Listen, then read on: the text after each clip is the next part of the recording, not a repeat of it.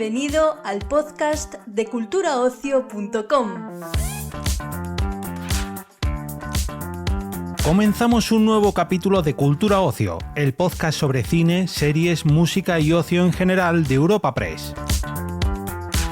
En esta edición te ofrecemos dos entrevistas con los creadores y el elenco de Apocalipsis Z, El principio del fin, con motivo de su estreno en la plataforma Prime Video. La película, dirigida por Carles Torrens, adapta el libro homónimo de Manel Loureiro y nos cuenta una historia que nació hace 20 años como un diario ficcionado en un blog que relata el colapso de la civilización cuando un virus que transforma a la gente en una suerte de zombies agresivos se extiende por todo el planeta. Escucharemos las declaraciones del director de Apocalipsis Z, Carles Torrens, la productora, Núria Valls, y el escritor, Manel Loureiro, y a continuación las de sus actores, Francisco Ortiz, Berta Vázquez y José María Yazpic. Israel Arias, redactor jefe en culturaocio.com, ha podido charlar con todos ellos para este episodio que arranca a continuación.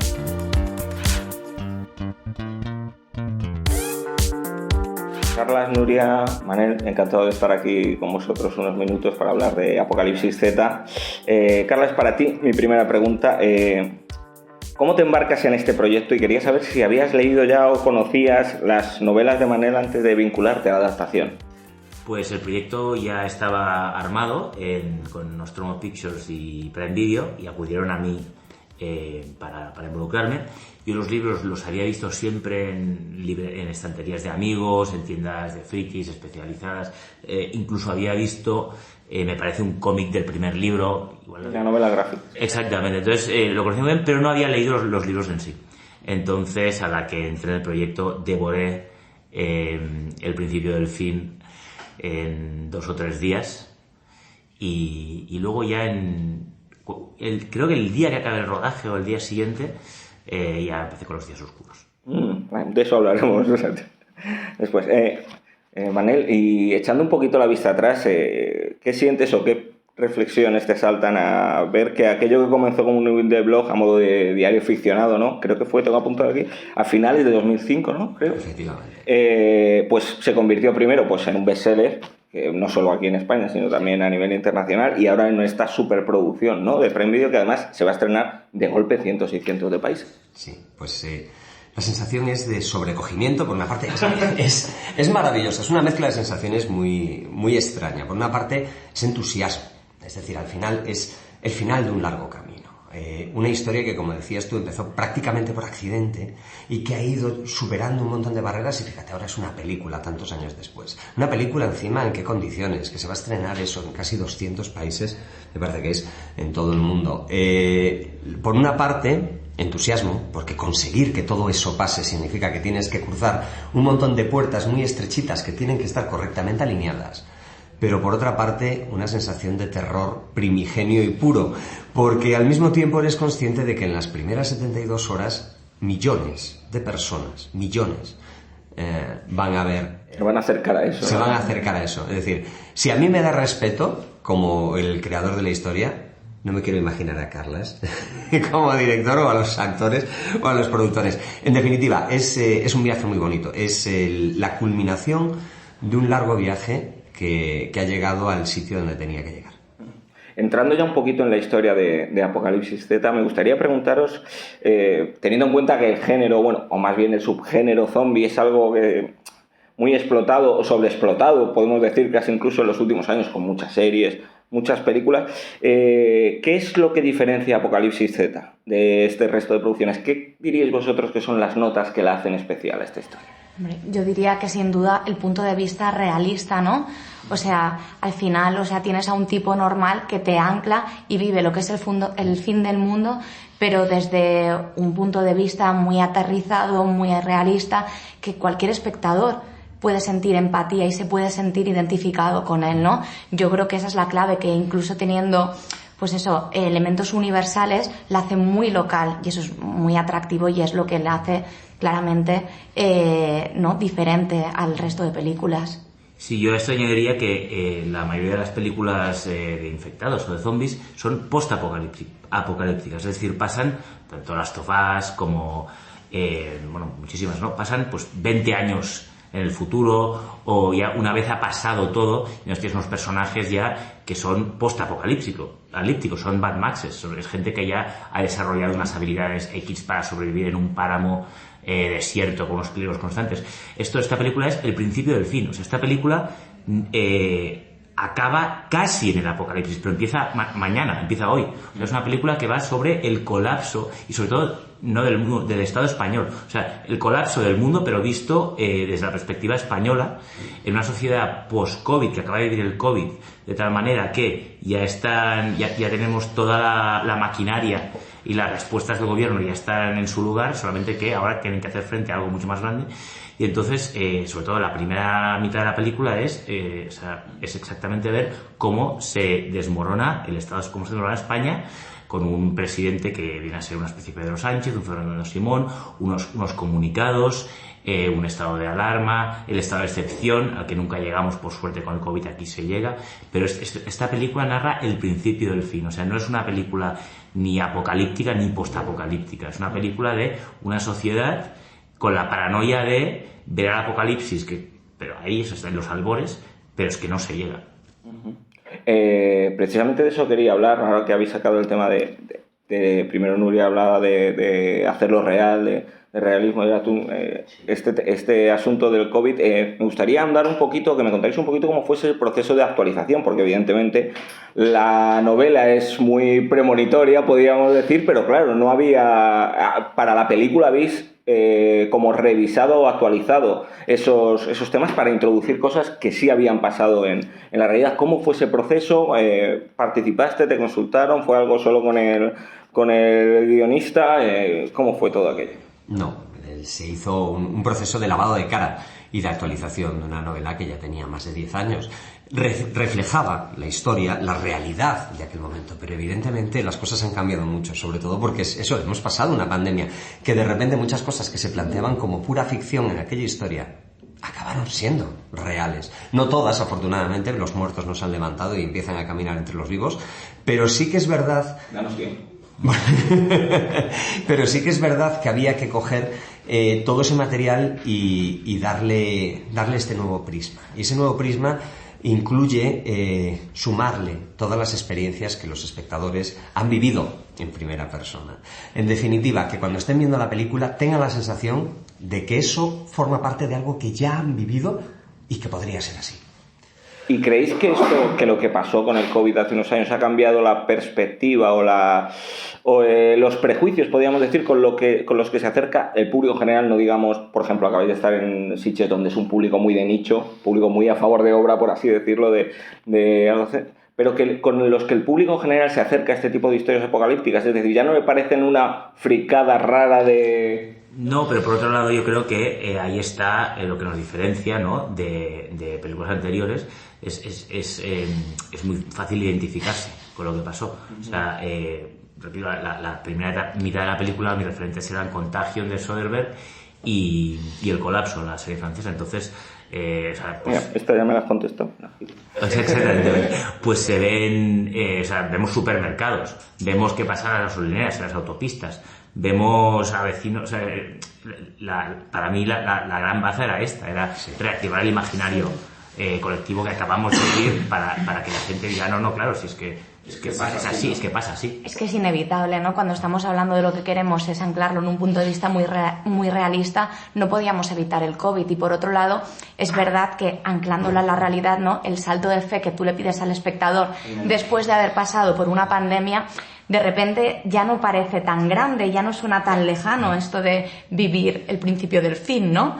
Entonces... La suspensión de credibilidad es menor ahora ya. Exacto. Con ese pacto que hay que trazar con el espectador es muy leve. Respecto a esto, y ya la última que os hago sobre el tema del COVID, lo cierto es que cuando todo estalla, y lo vemos en Apocalipsis Z, cuando las cosas se ponen más feas incluso que se pusieron con el COVID, es toda una enmienda, lo que pasa en la película es toda una enmienda a la totalidad a aquello de saldremos mejores, ¿no?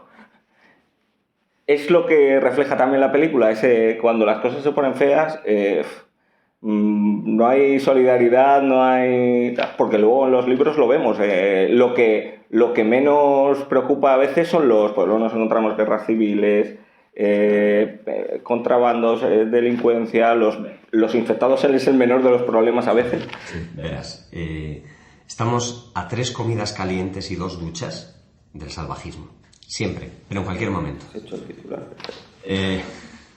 Pero que es cierto, al final tenemos un barniz, ¿no? Un barniz de civilización que nos permite que nos tratemos con una cortesía exquisita. Que las normas funcionen, que la sociedad funcione, porque es un pacto en el que yo no te hago daño, tú no me haces daño, yo te cuido, tú me cuidas, yo te respeto, tú me respetas. Eso es la sociedad. Pero todo eso se basa en que tenemos que tener nuestras necesidades básicas cubiertas. En el momento en el que esas necesidades básicas no están cubiertas, y esto lo vemos en cualquier circunstancia extrema de urgencia en cualquier lugar del mundo, una guerra, una catástrofe natural, un desastre. ¿Qué es lo que pasa? En cuanto empiezan a fallar las cosas más elementales, todo lo demás va en cadena, incluyendo la solidaridad.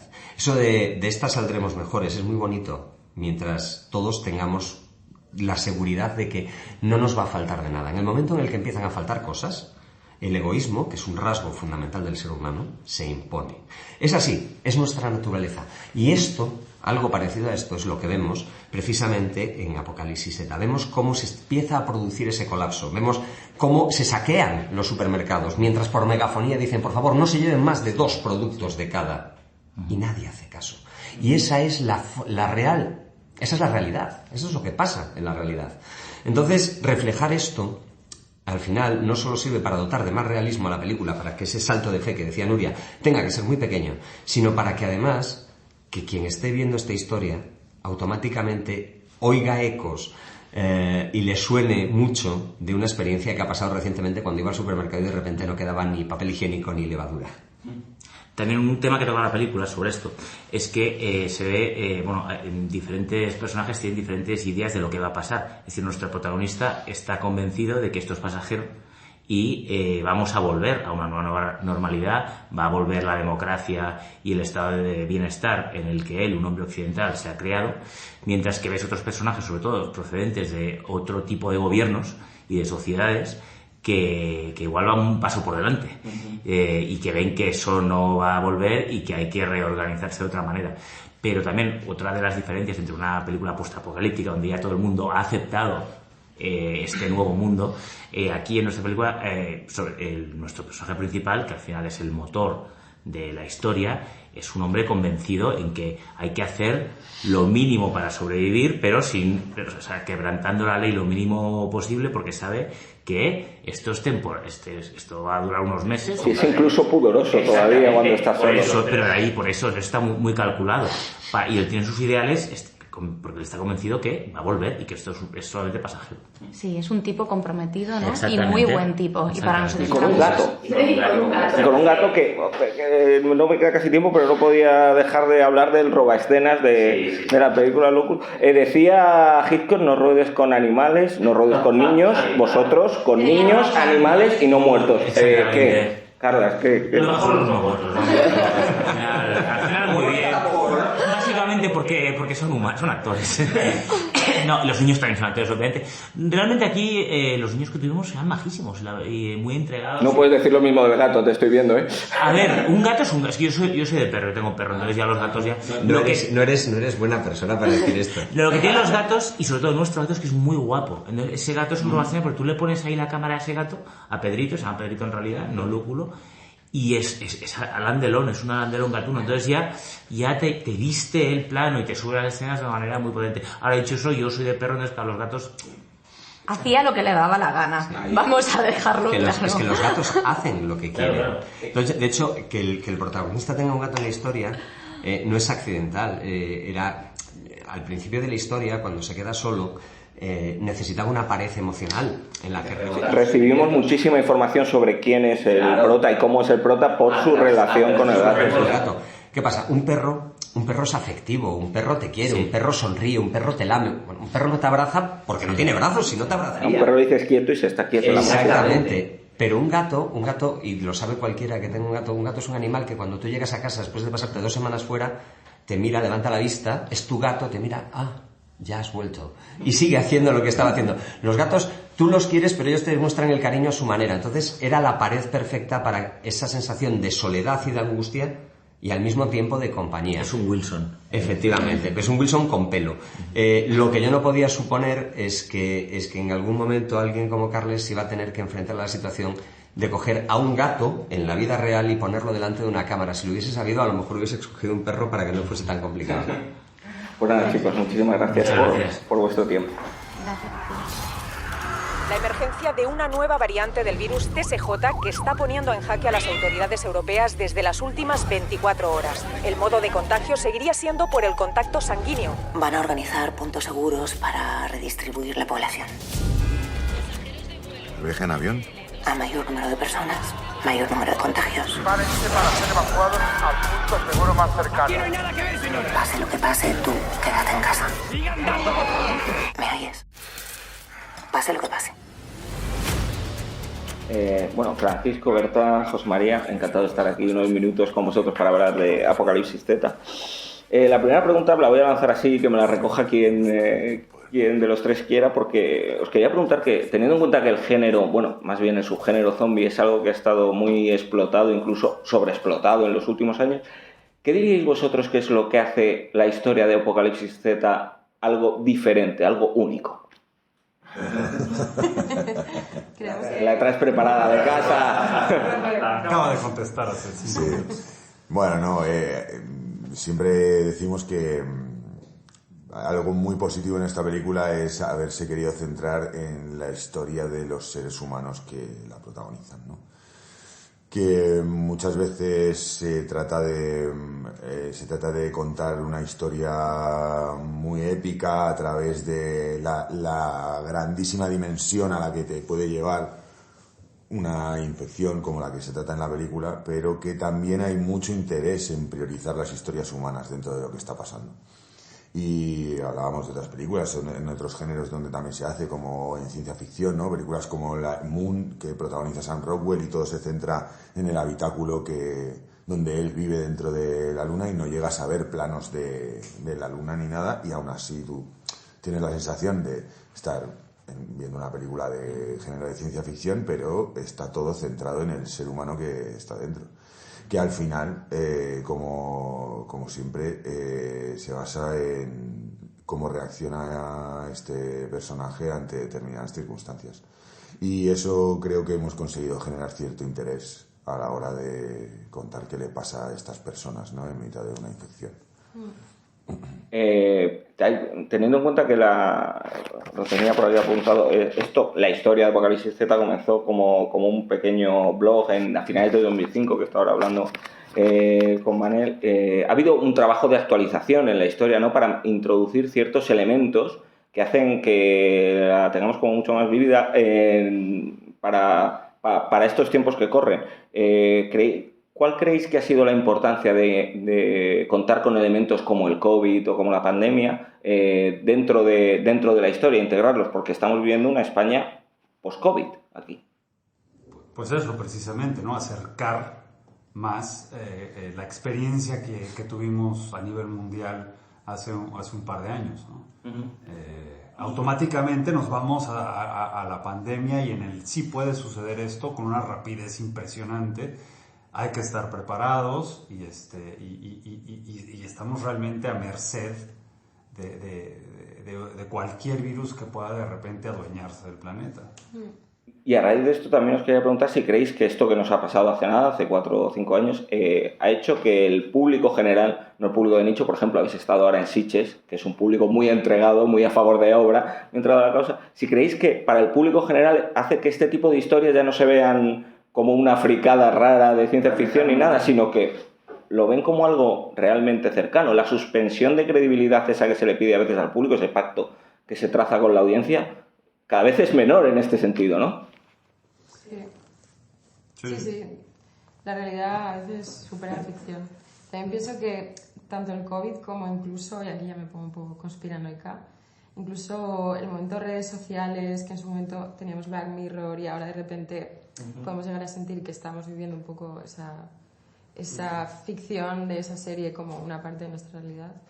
Creo muchas veces que el cine, bueno, cuando hay este tipo de historias de ciencia ficción, en el fondo es una representación de nuestras posibilidades como colectivo, y que se adelantan a cosas que pueden llegar a pasar o que pasan como en el COVID. Bueno, de hecho, hablando ahora con Manel, me acaba de decir que estamos a 3 telediarios del salvajismo absoluto en la humanidad. ¿Estáis de acuerdo con esa afirmación? A 3 telediarios del salvajismo que vemos en Apocalipsis Z. Sí, bueno, de hecho, a raíz de la pandemia se ha notado, ¿no?, una especie como que la sociedad ha estallado, ¿no? Y hay muchísimos aspectos donde no sé, el trato entre la gente se ha vuelto demasiado turbulento, la gente se ha desperdigado, ahora teletrabajo, ahora toda la gente vuelve a trabajar, derechos que se estaban adquiriendo para las personas y los trabajadores se están viniendo abajo otra vez, o sea que sí, es probable que estemos en una cierta regresión. No, sí, claro. De hecho, la película es una enmienda a la totalidad, ¿no?, de aquello que decíamos tanto del karma que se instauró durante la pandemia del saldremos mejores, ¿no? Aquí le piden a la gente, después de haber pasado el COVID y después de esto, que en un supermercado no cojan más de 2 productos de cada uno, y vemos en la película, refleja que se está llevando todo el mundo todo, ¿no? Es algo así, estamos abocados a ser eso, a ser egoístas como especie. Nada. Efectivamente. No aprendimos nada de la pandemia. Efectivamente. Estoy dejando fatal, chicos. Bueno, venga, vamos a pasar a otra cosa. Francisco, quería hablar contigo de las escenas de acción, que son muchas y variadas, ¿no? ¿Qué ha sido más difícil, eso, rodar ese tipo de escenas de acción, o llevarte bien con Lúculo? Pobre Lúculo. Bueno, el director no opina esto que acabas de decir tú sobre Lúculo. Bueno, son aspectos diferentes. Realmente la acción, es cierto que en las producciones donde yo he podido tener la oportunidad de trabajar este tipo de secuencias, siempre he contado con ayuda del stunt coordinator que siempre ha facilitado muchísimo la tarea.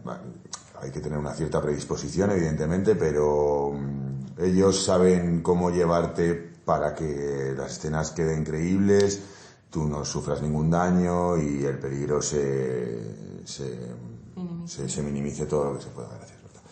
Y respecto a Pedrito, pues Pedrito, que es el actor que interpreta a Lúculo, bueno, pues hablamos mucho de esto, que él hacía lo que quería, pero es cierto que era muy guapo, y haciendo lo que quería, que era lo que le apetecía en ese momento, eso creo que también ha generado planos que pues muy bonitos y muy genuinos, porque realmente no era un gato actuando, era un gato viviendo, y en determinadas circunstancias dio cosas muy interesantes. Bueno, decía Hitchcock que no había que rodar ni con animales, ni con niños, y vosotros además muertos vivientes, o sea, lo habéis tenido todo allí, ¿no? Sí, la verdad que pero ese Hitchcock no lo han oído ni los que llevan a los animales ni los que llevan a los niños, que los ofrecen, que ese es el único problema. Y os quería preguntar a los tres, no sé si la palabra sería rabia, o ahora que acabáis de estar en Sitges, que habéis podido ver la película en pantalla grande, ¿no da cierta rabia o no sé, como queda ahí un cierto resquemor que una película con escenas tan potentes, porque Berta, tú también tienes tus escenas de acción, y tú también, tan currada, con un nivel de producción tan potente, no se vaya a poder disfrutar en pantalla grande? Se lo hablamos, sí. Pero Curro tiene un buen punto ahí, ¿no? Bueno, sí, el cine genera una expectativa. Pues el cine genera una gran expectativa a veces, que puede que no sea tan necesaria, y es verdad que ahora mismo una plataforma como Prime Video ofrece una calidad extrema para poder disfrutarlo en tu casa, y ahora mismo, bueno, no todo el mundo, pero sí que es verdad que está a la orden del día tener un equipo en casa suficientemente potente como para poder disfrutar de lo que es el cine desde tu sofá y no desde la butaca del cine. Pero sí que hay algo de romanticismo en el cine, ¿no? Y en presentarlo en una pantalla grande, que sí que da cierta. Cuando un zombie te salta al cuello se oiga de otras 30 personas que gritan contigo. Eso vivimos en Sitges y la verdad que fue muy bonito. Una sala tan grande como el Auditori fue una experiencia inolvidable. Es como más inmersivo igual, ¿no? La experiencia. Y vosotros, ser sinceros, en esta que os voy a lanzar, ¿qué haríais realmente si el mundo se fuera a acabar?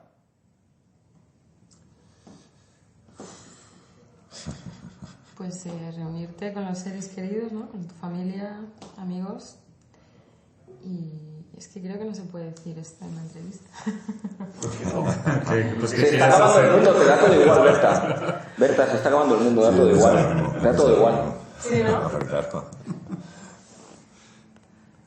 No, yo quizá metería a toda mi familia en una furgoneta e intentaría viajar. Intentaría ir a un sitio en que ninguno... Pero puedes viajar sin claro, casarte. Claro, aunque sea cerca, pero digo... Te estás imaginando todo el fin del mundo, es un periodista que te lo ha preguntado, tú pones las reglas. Haría una encuesta rápida, ¿quién no conoce qué de la península? Ahí vamos. Y conocer un punto que no conocía, aunque solo sea de Espeñaperros, no sé, pero si ninguno hemos estado, vamos ahí, lo vemos y ahí nos despedimos, ¿no? Estamos aquí. Yo juntar a mi familia. Y igual, ¿no? Tratar de juntar a los seres más próximos, queridos y ver cómo lo solucionamos. Y ya, de verdad que sí, para terminar, que nos quedamos sin tiempo, ¿con qué mensaje os gustaría que se quedara el público después de ver Apocalipsis Z? ¿Qué conversaciones o qué reflexiones os gustaría que la película generara? Una frase que tiene tu personaje, que era aprovechar y vivir el momento.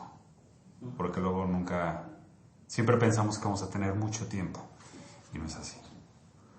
Sí, quizás sea que nunca está todo perdido, que no sabes el suelo que vas a pisar hasta que no has dado el paso anterior y todo puede cambiar en un momento. Genial. Pues nada, chicos, muchísimas gracias por vuestro tiempo.